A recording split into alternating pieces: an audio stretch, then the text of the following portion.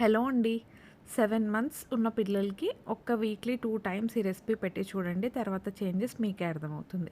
ఎందుకంటే బీట్రూట్‌లో మంచి fibre and అలానే పెసరపప్పులో మంచి ప్రోటీన్, బియ్యం నుంచి మంచి కార్బ్స్, నెయ్యి వల్ల మంచి గుడ్ ఫ్యాట్స్ ఇవన్నీ కలిసి ఉండే సింగిల్ రెసిపీ అండి.